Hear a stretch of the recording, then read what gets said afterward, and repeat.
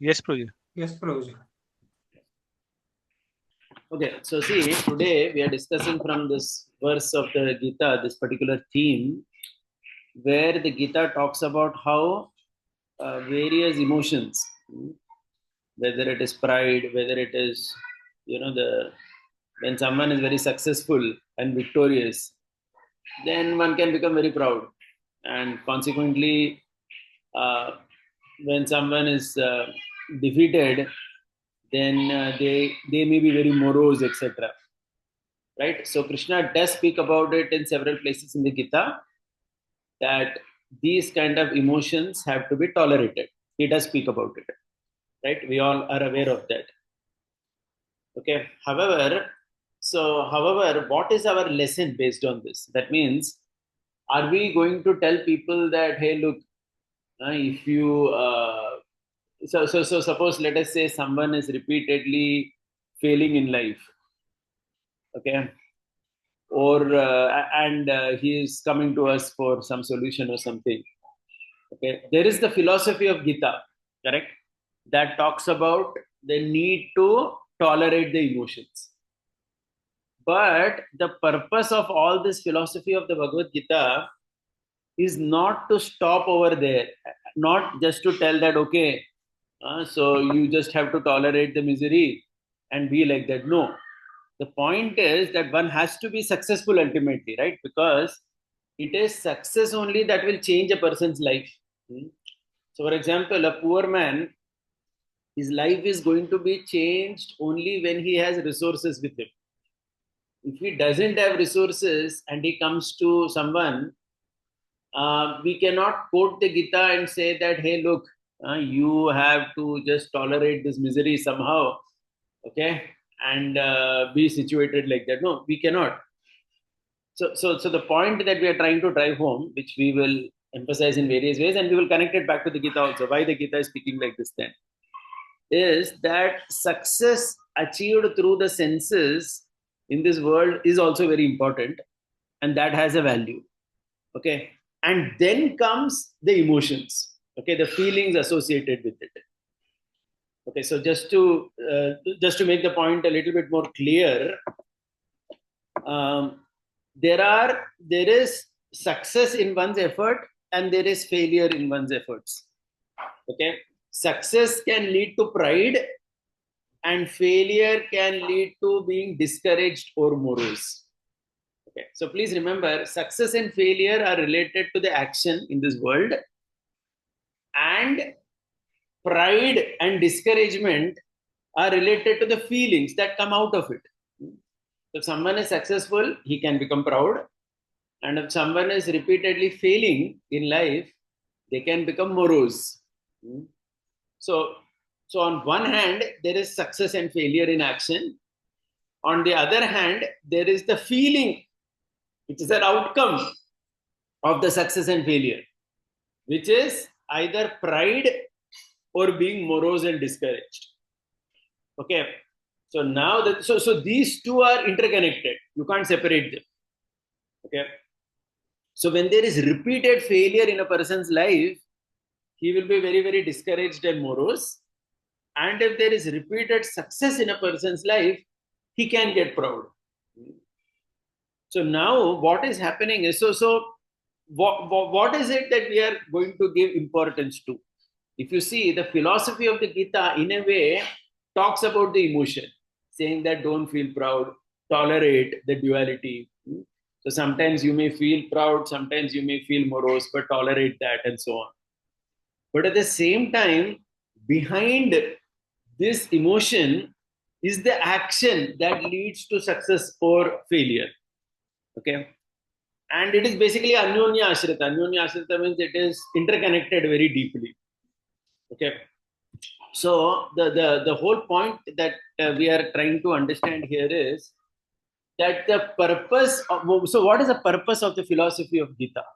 If you ask this question, the purpose of the philosophy of the Bhagavad Gita is to ensure, at least if you take Arjuna's case, okay, when is Arjuna going to become peaceful in life? He is going to become peaceful only when he succeeds and kills and brings down Bhishma Dev. Okay, till then, he's not going to be pacified. That is his need. He has to bring down Bhishma. Okay, and he has to experience that. So the thing is, all this philosophy which Krishna is speaking in the Gita is to ultimately take him back to that action and make him actually a success in a way, right? And achieve his goal of bringing down Bhishma. Because if he doesn't do that, there is going to be a problem for him. No amount of philosophy will be able to pacify him. That is very, very clear. And the same thing is true about everyone. Okay, so the thing is, as human beings, right, the emotions that we experience is always relative to our material situation. We cannot preach to a person and just ensure that his moroseness is gone. Okay, so just like, for example, suppose if anyone comes to us with some problem and is feeling morose because of that problem. Okay, so generally people have problems either due to failed relationships in marriage, or due to health, right, or due to career related problems. Okay, just three things. These are the three things that affect people in life, right? Career or their studies, relationships, their marriage, or health. So suppose someone is feeling morose and they come to us. Okay, we can tell them the philosophy that, hey, look, you have to tolerate these problems, don't feel too morose, and so on. But the real core, his problem is going to be solved only when he goes back to the drawing room and achieves success in those respective fields, whether it is his career, his health, or relationships. Correct? Only when he sorts that out, he is going to become pacified and peacefully situated. Okay. So just like what is happening to Arjuna over here, he has to bring down Bhishma. Similarly, everyone in the world also, whatever problems you have to fight that out and achieve some level of success in that. Okay. Uh, Too much of failure is going to make him morose only. And then, if you only give him philosophy, on one hand, he is suffering because he has failed repeatedly. And on the other hand, you're telling him, hey, Baba, just try to manage your moroseness. Huh? Don't feel morose. So then, so there is an internal conflict also because of that. He's feeling, on one hand, I have failed, and these people are telling me that, I just have to tolerate this. Okay. So then the whole question comes, why this tolerating is being spoken about? So the point is, when things are sorted out in life by and large, okay, so let's say someone is successful, then so that means when your action is correct, then the next step is your emotions, you'll have to handle it. So my point is, there is action on one hand and there is emotion on which is coming as a result of that action. The action is leading to success or failure, and the emotion that is coming out of it is a sense of pride or a sense of being too morose or disappointed. Okay, so when the action is right, still if you are experiencing a wrong type of emotion and getting carried away by that, then yes, then you need the philosophy to say that, hey, look, you are not supposed to get too carried away by whatever is happening in life. Try to be sober and so on.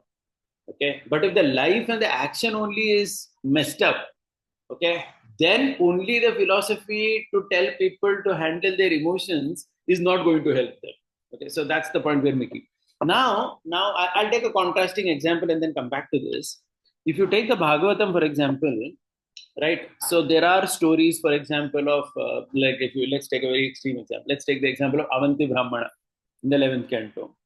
This Avanti Brahman who is there, right, in the Srimad Bhagavatam, that example, he basically is overcoming all criticism, whatever is being thrown at him, just at an emotional level. He's not doing any action at all, right? So one thing we need to understand, such examples which are there in the Shastra, like Avanti Brahman, they are basically focusing on Vairagya, where that person is living a sannyas life without any dvandva at all. Okay, so this Avanti Brahman, He's not even a sannyasi in a sense of where he has a matha, disciples, and tasks to achieve. Right? He is a sannyasi who is only living with Paramatma. In such a person's life, the duality or dvandva experienced is almost not there only. So, so his case or such similar cases are different. But if you see active life, like you see Grihastha life, or if you see even if you see Arjuna's life, because Arjuna is a Grihastha only, okay, or any other person, they are going to experience duality.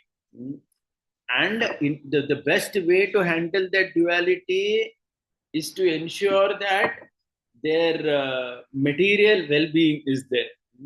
So the point is, the entire purpose of Krishna telling all this is to ensure that he goes back and does that action. Okay? So Krishna is giving importance to the feeling, okay, but Krishna is also giving importance to the decisions which are there, right, in relation to the action which Arjuna needs to do. Okay, and Krishna is not going to just so the Gita is a very, that's why the Gita is a very unique book with its message, because the Gita is meant for a person in the world to do his action, and all this philosophy is to encourage him so that he does his action. Now, even if you look at this pride, right, we can look at it in another way as well. If see, the problem with pride is not that you're just puffed up, or that's of course there, and it affects you being a person thinking too great of himself or something. But one side effect of pride, the way it affects your action is, one just gets carried away by the success, and one actually forgets that he is supposed to, he's supposed to get back and do his things, right? So that means um, the pride basically can make you kind of uh, feel very euphoric about your success, and make you forget that you need to keep acting again and again. So just like imagine, like sometimes these cricketers are there, right? They do well in some match, and they become very proud, and then in that pride, sometimes they forget. They just get carried away by the worship they get, and they forget that in the next match also they need to perform. And then what happens is they stop performing, and when they stop performing, then suddenly that success which was there is not there at all in their life, right? As in, nobody's now, that source of pride only has gone. So basically, one reason we can see why one has to be careful with pride that may come from success is so that we don't get carried away by that pride, and we don't stop functioning the way we have always been doing. So that's why they say, na, person is very grounded. That means even when he's achieving a lot in life, he is grounded. That means he's not getting carried away by that. And because he's not getting carried away by that, he's continuing to perform very well in his life.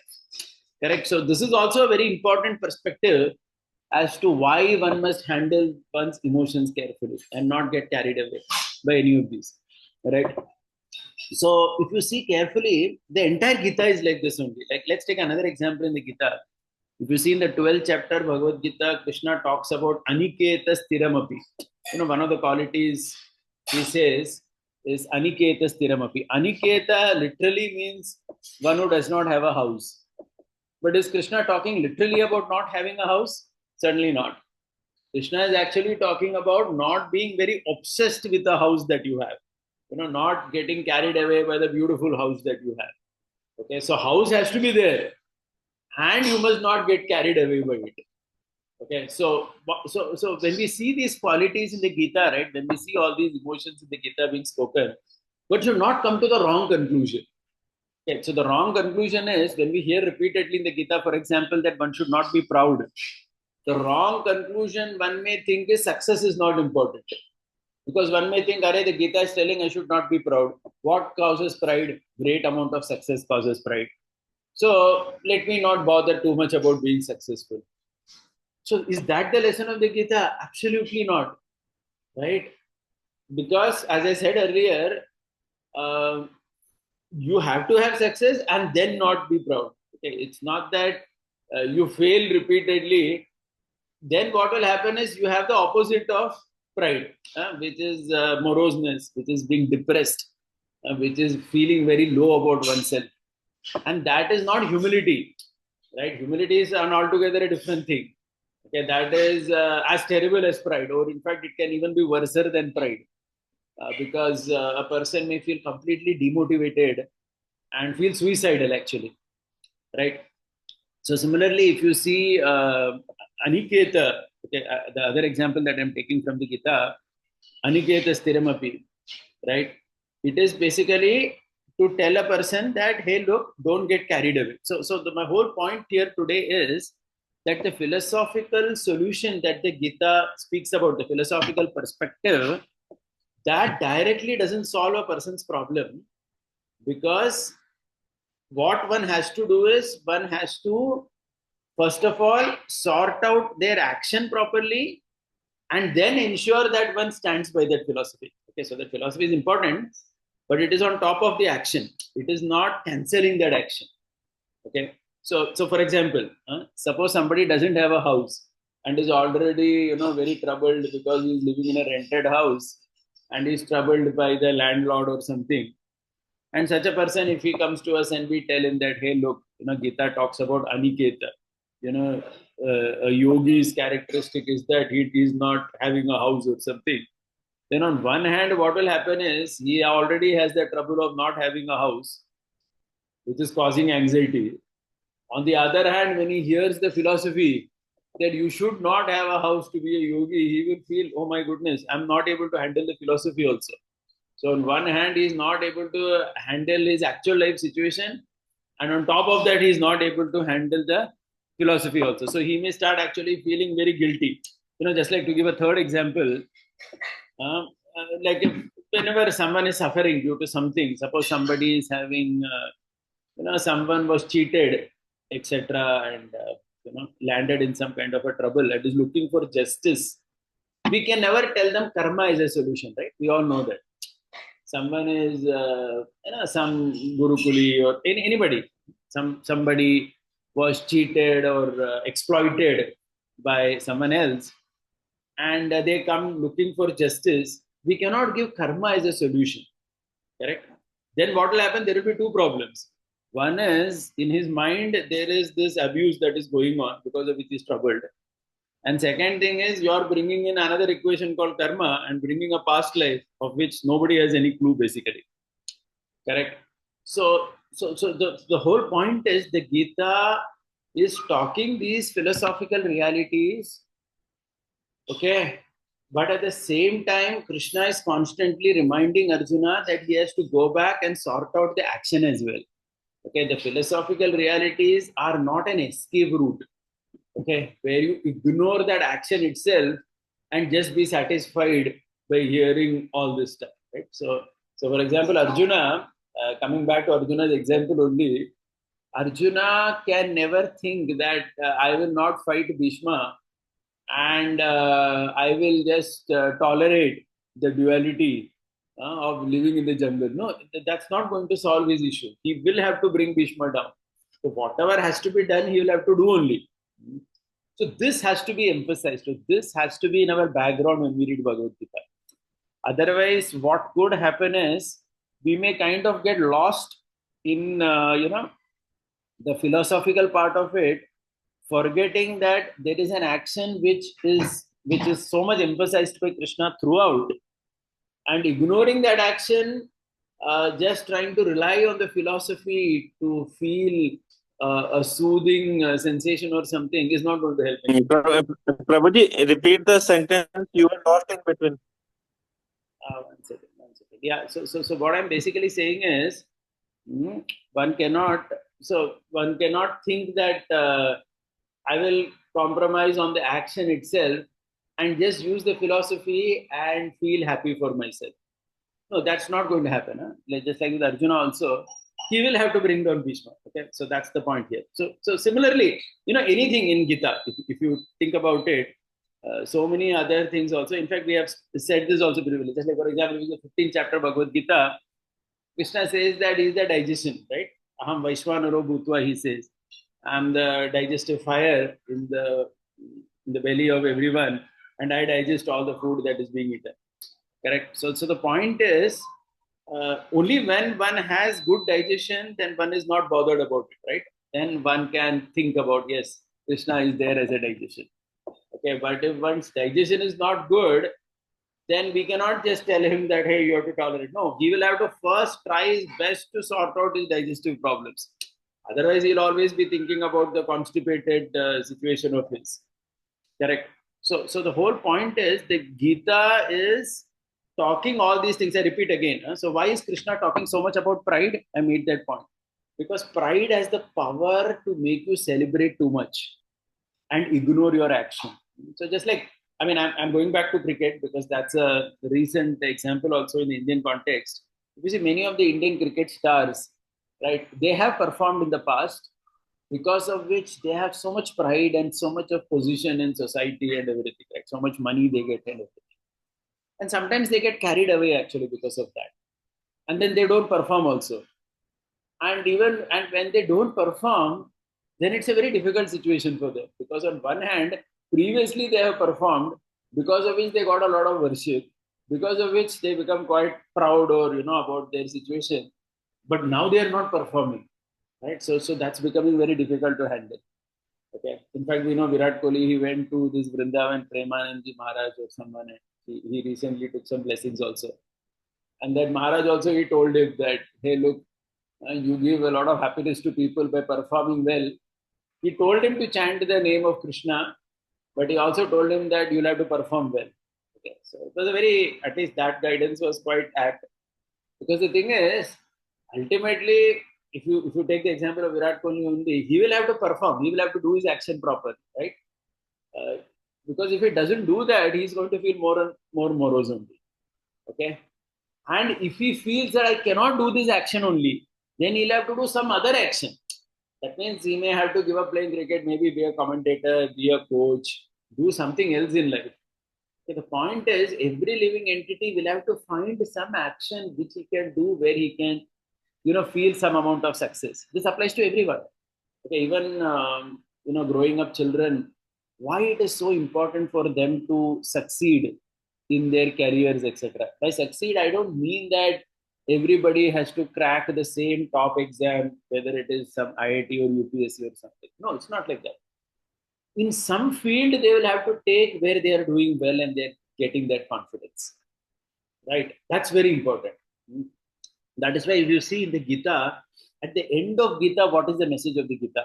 Sanjaya basically is saying that Yatra Yogeshwara Krishna Yatra Partho Dhanuttaraha Tatra Shri Vijayo Bhutir Dhruva Nitir Matir Mama. Correct? Krishna is basically, what is Sanjay saying? Sanjay is basically saying that Shri Vijaya, he's talking about all these attributes, right? Because that success is very important. That's why I'm just ending here by saying that there are these two terms, if you see. Vijay Bhava, Vinay Bhava. Vijay Bhava is related to your success in your action. And Vinay Bhava is related to your feeling. Okay? That be humble, don't be proud. But be humble, don't be proud is not at the cost of not being Vijay. One has to be Vijay and then one has to be Vinay. Okay, so both are important. Okay, so there is one very famous writer about the Vedas Upanishad. So he had made a comment that the Vedanta which is there, the Vedantic thought, is Rishi Tulya Chetana. That means it is telling us about the feelings. Don't be proud, be humble, and so on. And the Veda in general is Raja Tulya Kriya. That means it is encouraging one to perform action as per his whatever Varna situation, everything, and achieve some success in life. Okay, so both these things are very important.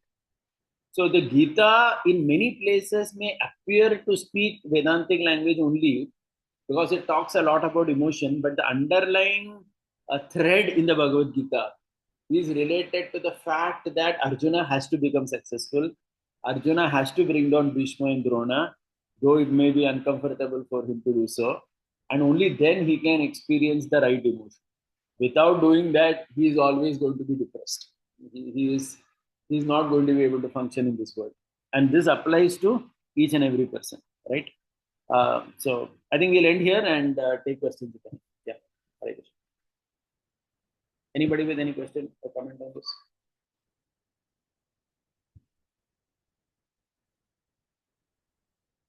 Go ahead. Whoever is raised your hand. Okay. Thank you, Broji. I have few questions. First is that whenever we talk about, tolerating, so we have to tolerate everything good, everything bad. Now, what about the nature of the person? I mean, we see that like Arjuna had a particular nature. Similarly, his brother, Bhima, he had particular nature. So I don't think they will be, tolerating everything good or bad. This is more for a sadhu who is sitting and meditating. So how do you reconcile this verse in a normal person's life, or maybe a Kshatriya life, or yeah? So tolerating what? Tolerating person's nature. No, no. I'm saying like all the happenings of the lives have to be tolerated in some way. Yes, all the emotions have to be tolerated in some ways. Let us say some happiness. Too much, don't become too much happy. Don't become too much morose. So we need to tolerate something. Now, apart from this, there is a natural tendency of a person. Let us say of Bhima to get angry. Yeah.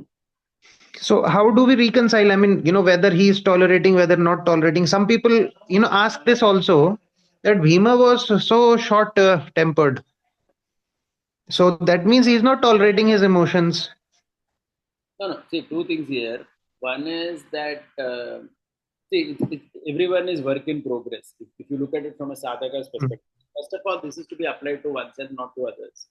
Not that everyone Mm-hmm. is not tolerating, that fellow is not tolerating. Then you get nowhere. And tolerance itself is a journey. Okay, it's not that no one achieves so-called perfection in tolerance. Okay, that Haridas Thakur or Lord Narayana may be like that. Narayana Rishi, very, very tolerant. But all other people are work in progress. They are all moving towards it. No one is perfect in it. That doesn't mean that one is not supposed to tolerate at all. And again, see, we are having here a very sometimes we are see, the Kshatriya Swabhava will be there. So if you see all the Kshatriyas, right? Even Arjuna or even Yudhishthir, these people many times they had a very sharp tongue as well, right? Even Yudhishthir Maharaj, when Yeah. they during the battle, when Yudhishthir was injured by Karna, Yudhishthir becomes very angry. What nonsense! You throw your gun. Yes. Yes. So if you see, the Kshatriyas in general, they have a very sharp tongue in general, right? They speak like that only. That doesn't mean that they are not tolerating per se. See, for everyone, it is at a level. See, we also understand that these people tolerated because despite all the difficulties that they underwent, they kept doing what they're supposed to do, right? See, that's the practical symptom of Mm. not tolerance is not. See, again, you'll have to go back to the action. You see, for example, Drona was not tolerating, right? Because when Ashwatthama, he got the news that Ashwatthama died, only that time only Drona stopped fighting. But if you see the Pandavas, Mm. died one after the other, right? But still they were doing their actions. That's what. The whole philosophy of the Gita, you have to see in the perspective of action. Are you sticking to your action or are you going away from your action? How are you handling your action? Look at Gita like that. Mm. If you look at Gita like that, then you can do. Otherwise, see, if you are looking at it only from a quality perspective, that's a very mental imagination. As in, it's very difficult to quantify that, right? How do you understand someone tolerated or no? You understand from the action. You understand that. Just like Prabhupada, Yeah. how do you understand somebody is tolerating the cold? He gets up in the morning and takes a bath, which means he's tolerating. Do not say that because wearing three jackets and a muffler, he's not tolerating. No, that's not the point. The Rahul Gandhi is there. He wears a white T-shirt and keeps walking around. Doesn't mean that he's tolerating the cold. So that's so difficult. Right? You'll have to see from the action, right? Like Prabhupada also says that only. You get up in the morning and take a bath in winter, you're tolerating the cold. You're cooking in the kitchen in summer instead of ordering from Swiggy or Zomato, means you're tolerating the heat. Otherwise, if you couldn't tolerate, then you would order by Zomato or Swiggy, saying that hey, it's very difficult to cook in summer. Might as well order food and eat. So the point is, you have to see everything in Bhagavad Gita related to action. Is the action being performed correctly? And that is what we were talking about today as well. Correct? Okay. Next question is, Prabhu, how can someone be so hard-hearted that someone can shoot so many arrows in person like Bhishma? I mean, to shoot so many arrows it requires a lot of hard-heartedness. Yes. Not like that. See, you'll have to look at it from the Kshatriya perspective. See, two things. First of all, Arjuna's description when he was shooting is that he was shooting and he was crying. So that emotion of softness was there, but the shooting was an undeniable reality. He had to shoot and bring this person down. But he was crying also, right? If you see the Mahabharata description, Yeah. Arjuna is crying when he's shooting Bhishma. Simultaneously crying because of the affection, but shooting because that is unavoidable. So the whole Gita is that only. You will have to get to your action, emotion, you will have to handle it. Okay? But escape from action is not. See, this perspective of Gita which we are discussing today, it is important because many a times we get so carried away by the description of the need to handle these contradictory emotions in the Gita that we forget to tell ourselves and people around us about the connecting action. You understood? Like we may tell people so much, don't be proud, but we forget to tell people that you have to be successful also. Okay? And then you have to handle your pride. But sometimes in the overwhelming zeal to ensure that the person is not getting proud, we may forget to empower him or to encourage him towards his success, and ultimately his success is only going to ensure that he's well situated. Makes sense? Okay. Just the last thing. Where is that Aniket verse you were mentioning? 12th chapter. Sorry, 12th chapter. Okay. It is Tirumati. No, I did not get that. Chapter 12, Which one? it is somewhere between 12.13 to 12.20. Okay. Thank you. That's it. Naman bro, go ahead. Yeah, Hare Krishna, Prabhuji. Am I audible, Prabhuji? Yeah, very much. Yeah. Prabhuji, you mentioned the two feelings which comes success and like either pride or moroseness. But my question is, Prabhuji, there is while I'm endeavoring for the success, there are chances when I'm not able to achieve it of agitation or losing my own patience and mental peace. So that feeling is also comes. So I mean, how to handle that feeling which comes on the way towards endeavoring for success. And Buji, a related question is that the definition of success in everyone's life is different. The material success, the assets or the kind of relationship, or I mean, like different things are there. So how do I? What are there some guidelines on which I can define how much success I want to achieve? Else the life is going in auto mode. Whatever is coming, I mean, like being grateful, and so so my life is in running in auto mode. Instead of that, how can I define what should success I should have? Three things. One is success. Generally, we are talking in terms of three things. One is person studies or career. One is in terms of his relationships with his wife, his children, his parents, and so on. Third is in terms of health. If a person's health, wealth, and his occupation or whatever he's doing is sorted, by and large, he's successful. Right? He's doing well in that. Now the thing is, if someone, Prabhuji, So your voice is lost screen again. got freeze, Prabhuji. yeah, so by and So your large, connection is breaking, Prabhuji. We just heard that 3 points to health. yeah, so I'm saying Career we heard, then relationship and health. After that it broke. that is three things. So the point is, if someone is not doing well in any of these, okay, he will have to work to make that right. Na? Okay, see, now in each of these, he will have to work a little differently. Now, since we are taking the example of cricket, let's take the example of Virat Kohli. Okay, these days they say that he's not playing that well, correct? He's not scoring too many runs and all that. So as a player, he's not doing well. Okay, so what are his options? One option is he goes back to his training and ensures that he plays well, correct? Because only then he's going to feel happy. He may go to Vrindavan for spiritual help and all that. But ultimately, he'll have to perform as a cricketer. Only then he's going to feel satisfied, right? If he keeps getting out in a single digit, how will he feel satisfied? But what if he has lost his capability only to play? Likely because he's aging or he has just lost that sheer talent. He'll have to find something else where he can do well. Maybe as a commentator, he may do well. Like if you see that other guy, Ravi Shastri, right? He didn't play so great in his playing days. He was kind of okay. He had his own success, but as a commentator, as a coach, he was more successful. If you see, he has made more money also. Like that.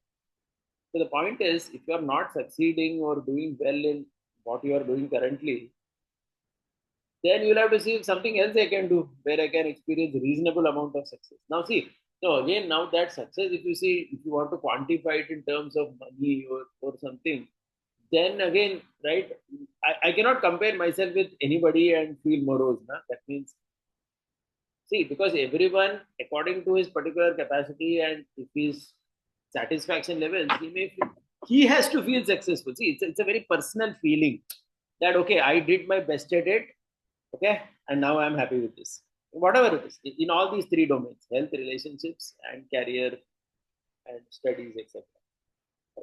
In each of these person, he will have to figure out some position where according to his level he can be reasonably successful. Otherwise he will always feel morose only. He will feel dejected, he will feel confused, he will try to take shelter of philosophy, but the philosophy of Gita will only give him the basic framework of how to handle emotions, but he'll have to go back to that action and sort it out and then come back to the philosophy and reconcile it, correct? Okay, for example, now Virat Kohli, he'll have to go back to the drawing room, play well, and not get proud. Okay, something like that. Does it make sense? Yes, Prabhu.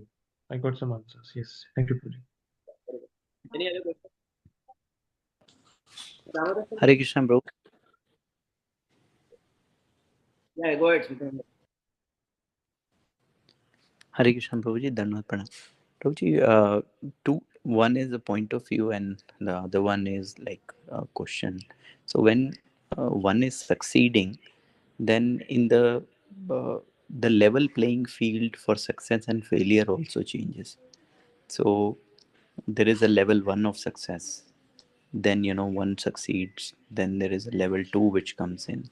Typically we can relate to it like one like if somebody is after knowledge, then he achieves good knowledge, but then there are criteria. Like in case of Virat Kohli, if you see, right, other players also who scored 50 will carry on with the other series, but him making 100 probably will not even carry him to the next, and we labeled that person as not successful even though he made some 50 100 something, right? So even in the life also we see this success criteria is gradually going up. Like you can relate it with competition, ever going competition. Like it's like a pyramid, right? It becomes narrower and narrower as we go ahead, and same with the responsibilities also, right? The responsibility level keeps on. So what where do we kind of uh, call it like okay, uh, this is the day, like even for Virat Kohli himself, right? What is that like what dharma says that okay, this is the time for me to maybe step back, right? Any guidance from dharmic point of view on this? There is. Okay, two things. One is, yeah, success, as you rightly pointed out, is relative according to your capability. So someone who is more talented, more is expected from him. Like let's go back to Mahabharata, Arjuna. Okay, as a warrior, much more is expected from him in a battle. Some ordinary warrior at his level, expectations are there. Correct. Nobody is expecting an ordinary warrior to fight like Arjuna, But if Arjuna fights like an ordinary warrior, then that's not appreciated at all. Okay, so so again, we're going back to that point that it's a very relative thing. Depending on who you are and what your current capabilities and skill set is, success is defined for you, right? And you have to achieve that metric or slightly higher than that so that you feel satisfied in what you have done, right? So an ordinary warrior, if he fights 10 people and he defeats them, he's very happy because that's more than what he could have expected. But Arjuna, he will have to fight 10,000 people at one time and achieve success in it. Only then he will feel satisfied, right? If he beats 10 people, that is nothing great for Arjuna. So depending on who you are, your benchmark is always higher only, right? Depending on who you are, what your strength is, what your skill sets are, you cannot compare yourself with another person. Okay, so I mean, all those examples are there. Now when do we call it the shots? When do we call it? So basically, see again, the dharmic scriptures do give a framework, right? We see, for example, we see the Pandavas. When Arjuna was defeated by ordinary cowherd men when he was coming back from Dwarka, correct? Ordinary cowherd men, they defeated Arjuna and took the queens away. When Yudhishthir heard this, he understood it because Arjuna also says, I had such a strength that entire armies I could defeat by my own. And today, some ordinary men came and defeated me. Okay, so that's the point. So that tells you, right? Like somebody is like a player like Virat Kohli and some ordinary bowler who is just playing Ranji Trophy cricket. If he clean bowls Virat Kohli repeatedly, then he has to understand that that strength which he had is no longer there. Like Arjuna, Yeah. Yes, Prabhuji. cowherd. Prabhuji, actually, I was trying to basically address the dilemma because somewhere like, we are all going in the bracket of 45 and 50 now. And soon it's the time for Vanaprastha, right? Maybe 10 years, 15 years for different people, different timelines will be there, right?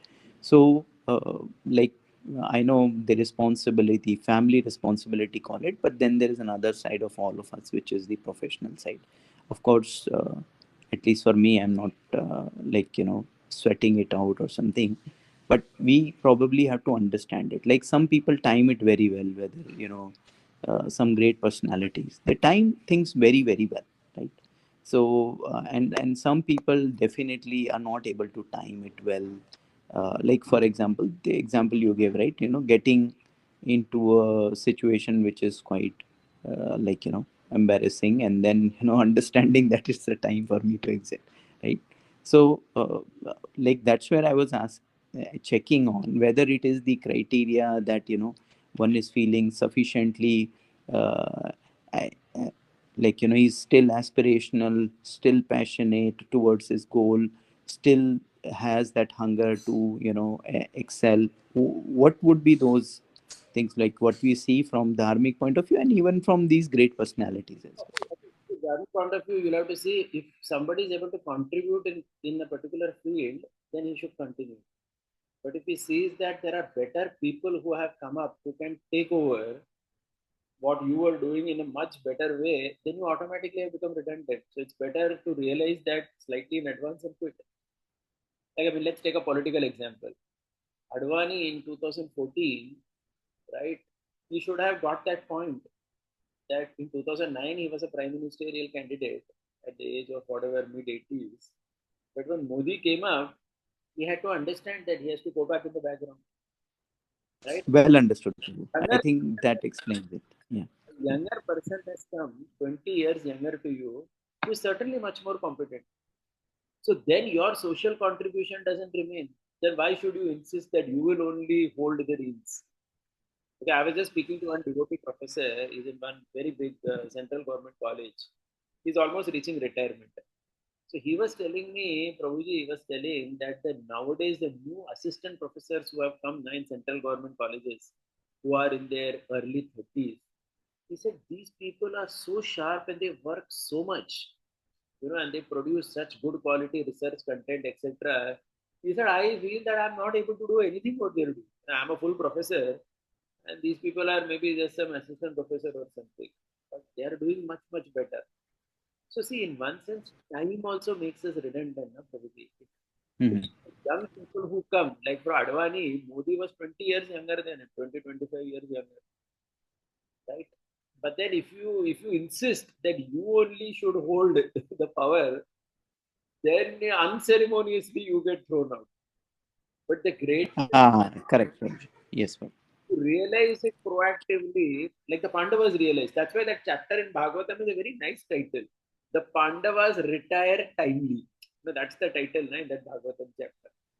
The Pandavas, the 15th chapter, first canto, is titled Yes, The Pandavas retire timely. The moment they got the hit, like Parikshit also, you see 60 years he was successful. Again, I mean, going back to Parikshit's example also, it's a wonderful example. When Parikshit is born, if you see that chapter, I think that is the 13th chapter or something of the first canto. There are all the astrologers telling so many things about Parikshit. 90% of the predictions are about his success. 10% is about his spiritual quest and going back to God. I mean, you see that also there. The importance given to the success of Parikshit. And Parikshit also understood. yes, That incident happened, he understood. He was the king, the emperor of the world. But he understood. Abhi mera time aa gaya hai. I have to leave everything in go. And immediately he quits. He doesn't try to extend even beyond the day. So I think, yeah, that is also sure, true. Prabhuji. Our karmic script Very, is very nice, Prabhuji. Yeah, I well understood, Prabhuji. And that one small, like, crisp point of view is that these things become quite evident with respect to one ability for one's reaction, uh, in their swadharma or in their other angles of life, depending upon one's prarabdha, which we can probably see through the birth charts. Like, aspirations are quite clear, right? Like a Simarashi will yearns for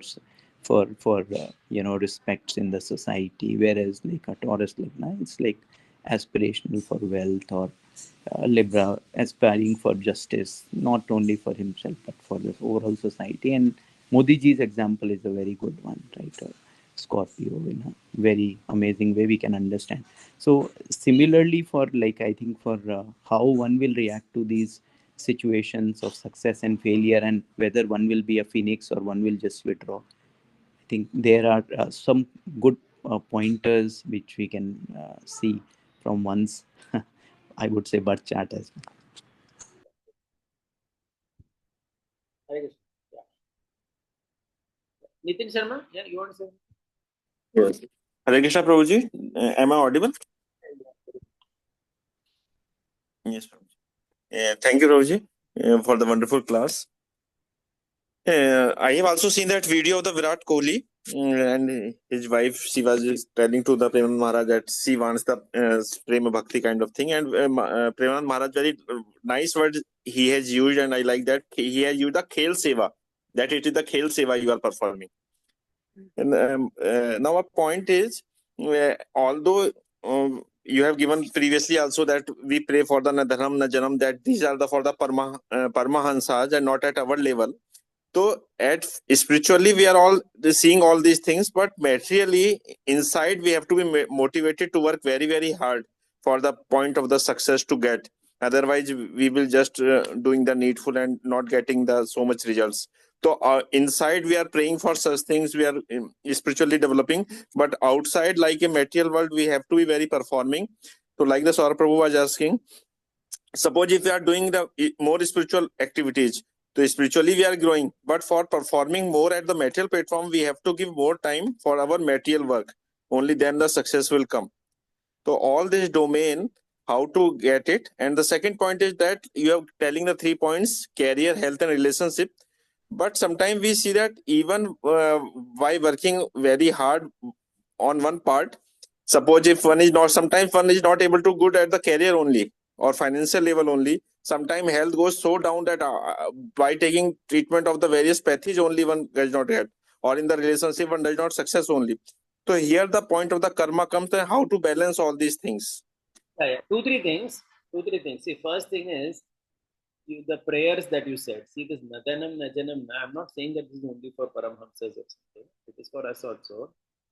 See, but we have to understand it properly. If you see Bhagavatam also, Kunti Maharani, what does she pray? She prays that, Janma Ishwarya Shrute Srivir. all these things, you are akinchana gocharam, she says. But if you see the Pandavas, they have all four. They have beauty, they have wealth, right? They have a lot of learning.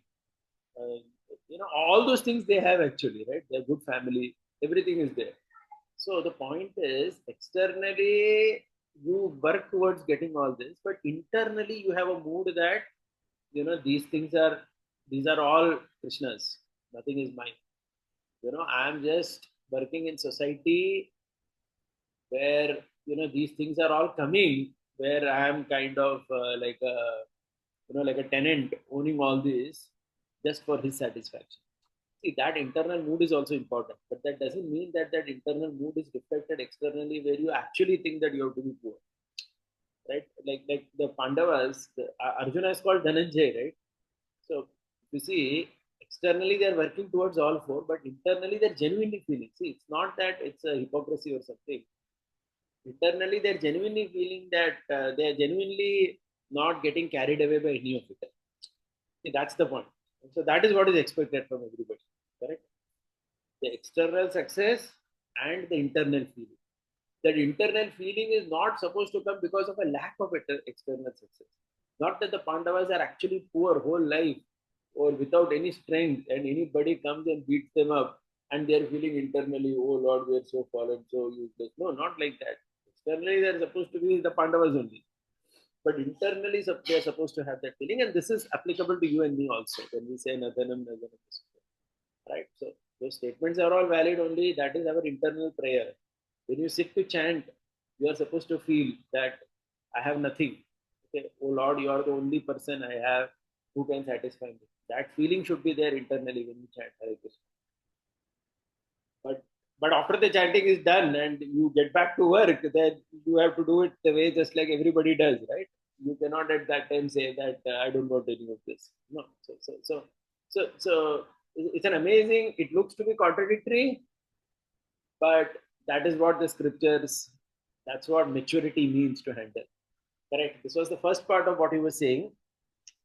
Another part of what he was saying is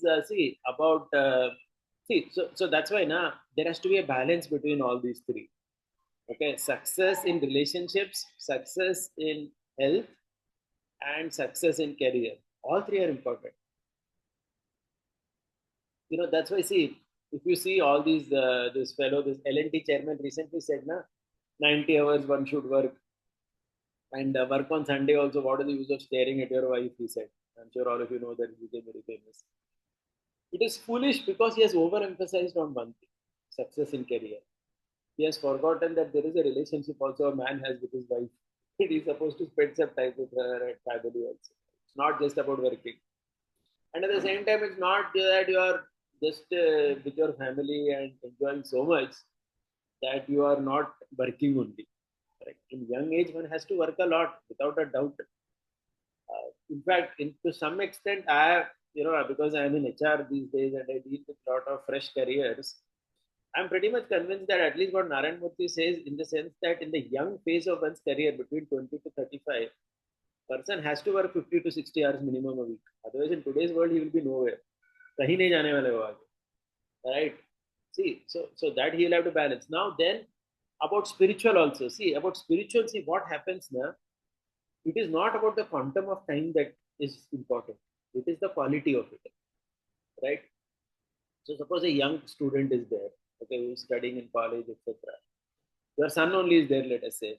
He is studying now in 10th standard, 12th standard. He's doing some very difficult studies or something. Okay. Spirituality, you will tell him that, okay, you may give 15 minutes a day, but do that with full intensity. Correct? So all aspects of life, you will have to balance and achieve success. So that's correct. We agree with it. Okay, to become overboard, going too much in one direction, like that L&T chairman says, and ignoring the others is not what we certainly propagate. Correct? Because Gita does talk about Yukta Hara, Yukta Vihara. Yeah, so that is important. And so, Prabhuji, the point is that we should we have all the feelings, and it will be better if we have all the facilities and the success with us, and then we feel like that. It will be better. 100%. That's what your voice is not there. No, that's what I'm saying. That's what the Pandavas were, right? The Pandavas were yes. Gocharam. Were they literally a kinchana? Were they literally poor people on the street? No. Are you getting it?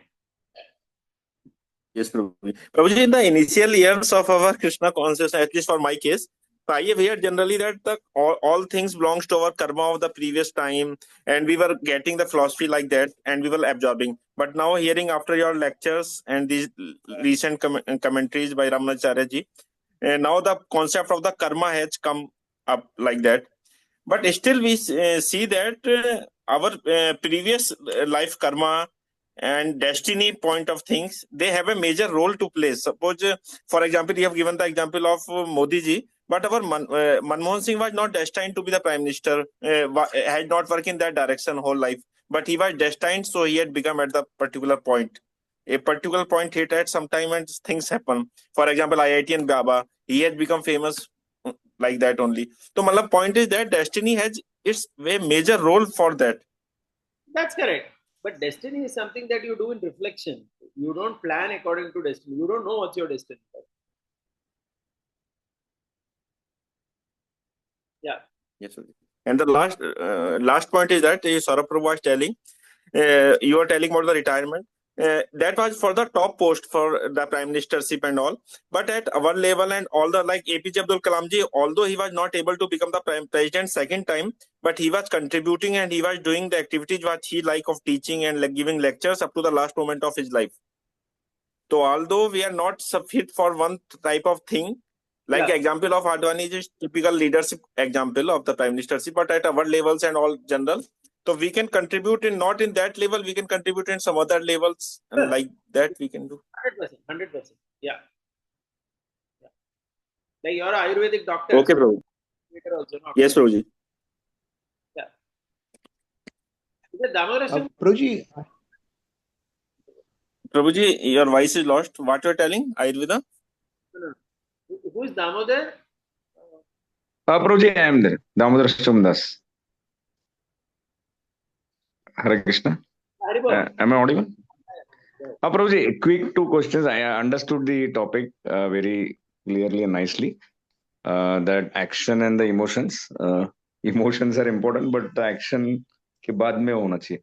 But some extended points I just wanted to ask. Like when we are talking about this success, especially in the domain of the profession, like from the previous topics which we discussed, we also should be clear that the person should be in that proper means he should know what he's doing. Suppose if he's in the wrong thing as per his aptitude, he may not be able to follow this because he has started only in the wrong place. Yeah. And the other thing is, how do we connect this to modes? Can we say that this is easy for the person who is in the mode of goodness? Like what he was asking, like Kshatriya is a mix of This is for everybody. mixed nates. He's in primarily in the mode of passion. And mode of goodness person, yeah. No, it is applicable for everyone. We are not connecting it so much to the modes. For all varnas, it is applicable. No, I'm talking about easily possible. Like we say the characteristics of a person who is in mode of goodness is like he doesn't get too much. That way I'm saying. Like Certainly. if you're talking about Yeah. if you're talking about like continuing to strive harder, that is a natural thing for a person who is in mode of passion. Like he keeps on, maybe he will have a pride, but he will never have a problem that he gets morose and he doesn't work like that. But in mode of goodness, mode of ignorance, it may be it's completely reverse. Moroseness, failure also leads to tamasicness. You see, moroseness or repeated failure, etc., disappointment, it goes in the direction of tamasicna because it Yes. takes the direction of self-destruction. One feels useless, one feels my life is useless, I have not achieved anything like that. Correct. So I would say one needs sattva and rajas also, both one. See, the modes are distinguished only in theory, when we explain, but in real life it's all mixed. So you need both. Yes. Okay. and in fact not working properly, and like Arjuna, for example, right?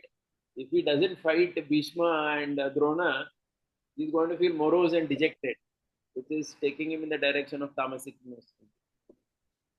Mhm. Yeah, last question. Okay. Yeah. So, pretty no question, but just a small comment on this. Thank you very much for taking this topic, because most of the time we hear about this of tolerating in terms of that whatever is coming on the way, just tolerate it and just be happy with the situation and don't put any extra effort in towards the results and becoming successful in life. So very happy to hear this topic on how we have to succeed in our all the aspects, three aspects. Because one thing which I took from this session is that we have to see that for what purpose Gita is spoken. Because Krishna is asking Arjuna to tolerate the inconvenience or the moroseness by killing, which comes after killing Bhishma, Yes, and not just tolerating the adharma. yes. So, for what purpose he is telling to tolerate? So that's very important. That for what purpose his tolerance is being spoken. So to make him to call to action, that take some action, and if whatever inconvenience come in that way, just tolerate it. Not that just tolerate the current situation and keep on going. Yeah, that means, for example, currently Arjuna is feeling hesitation in killing Bhishma and Drona, right? Krishna is not Mhm. asking him to tolerate that and just give up. No, he has to fight Yeah. and then tolerate the consequence of that action. Yeah, that's the point. Yeah. Yes. Yeah. Because generally, most of the time we hear that just keep on doing things and just tolerate whatever is coming. The And in the same, yeah. reason for this is sometimes we emphasize more on the Rishi Bhava. See, the whole thing, our scriptures talk about Raja Bhava and Rishi Bhava. Raja Bhava Mhm. is the Bhava of accomplishment, success.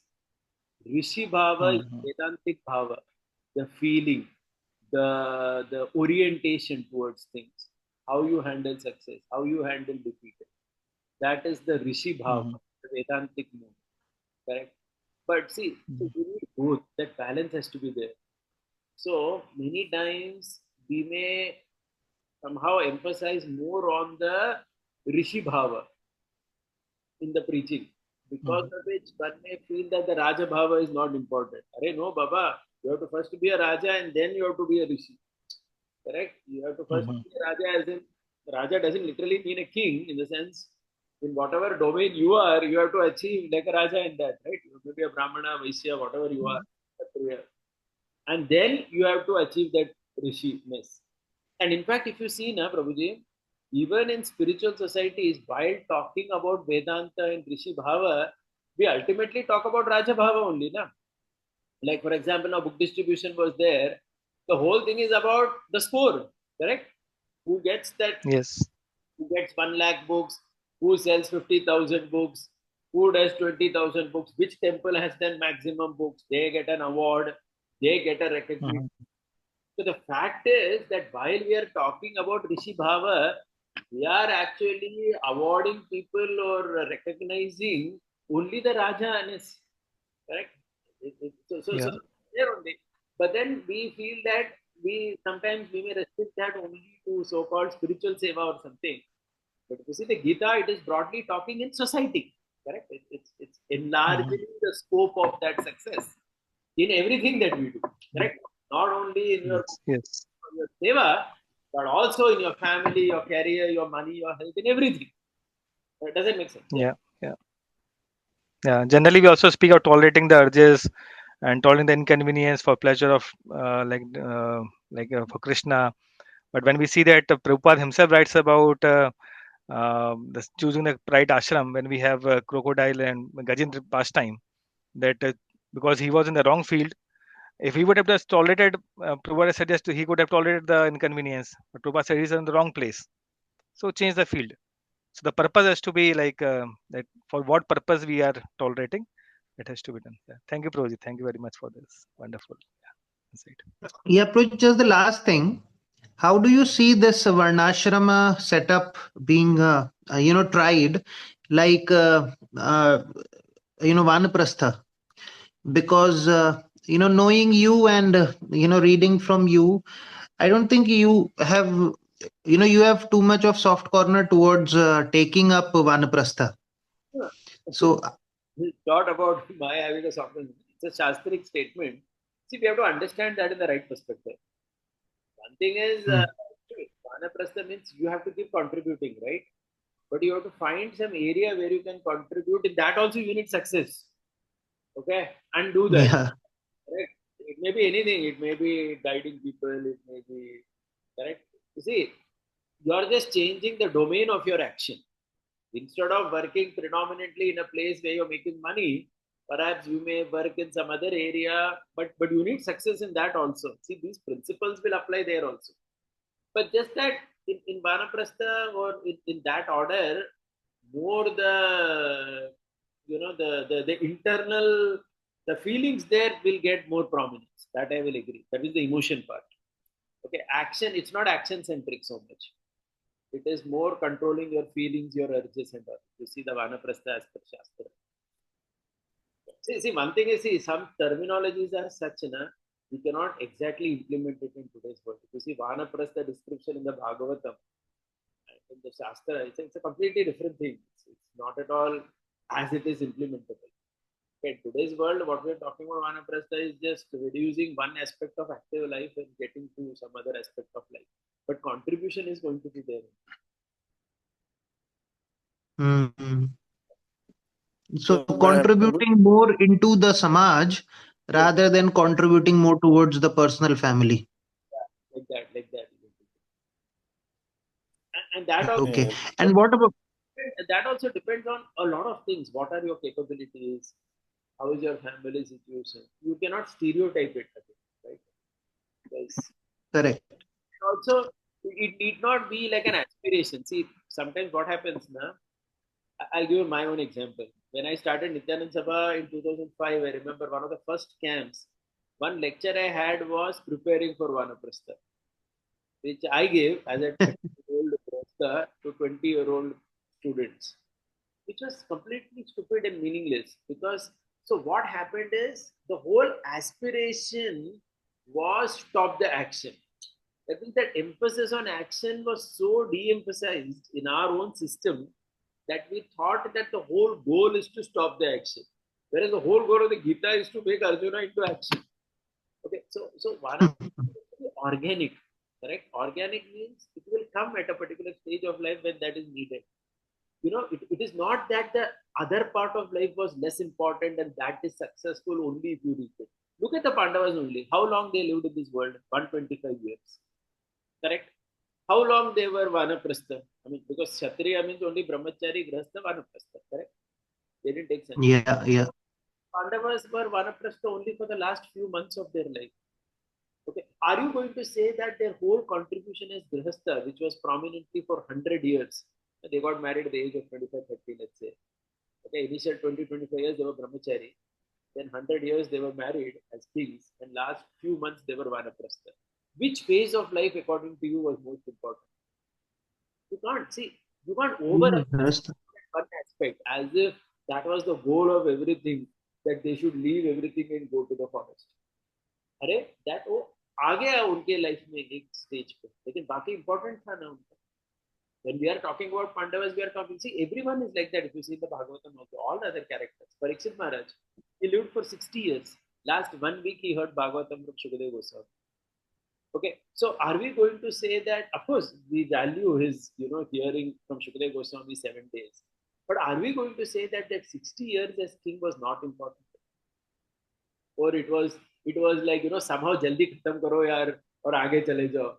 Was it in that mood? No, it wasn't, right? It just happened. Yeah.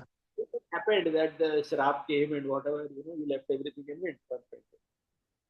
Okay, see, this is organic renunciation. See, there is organic vairagya and there is a very institutional vairagya. In institutional vairagya becomes the goal.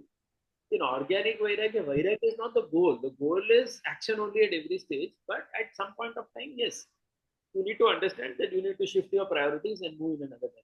So that is maturity. Correct? Hmm. And what you were talking about, 90% questions were about action and 10% only for spiritual. I'm talking about 90%. when Parikshit was born, astrologers came, right, to see his chart. Most of the things they Okay. are related to his action only, no? How he will be Yeah. he'll be as charitable as Shivi Maharaj, how he will be as valorous as Lord Ram, how he will be like Arjun. All the verses are talking about his action and his life only. And last few verses are saying that at the end he will have a curse and he will leave everything and hear Srimad Bhagavatam. Correct? Yes. Yes. So the point is, you are not supposed to de-emphasize it. You are not supposed to think that the success is action is just something, isko just khatam kar do jaldi or bahar chale jao. It's not in that thing, that, right? Mhm. Because So generally we, all feel that we need to somehow get out of here. And that overwhelming feeling, that is not how the Gita speaks about it. If you see it, Gita, correct. that's it. Yeah, I think we'll stop here. Yeah, thank you. Yeah. Thank you. Thank you. Prabhuji, Thank you. one last comment I want to have from you. You are telling about the Raj Bhav and Rishi Bhav. So, like success to the topic is that so it will okay if one wants to earn more money and inside out consciousness should be like that. I want to be successful. So it will. So inside we have Rishi Bhav and outside we can work with the Raj Bhav. Is it okay? That is how it is supposed to be. That's what we are telling. Yes. Srila Prabhupada ki jai.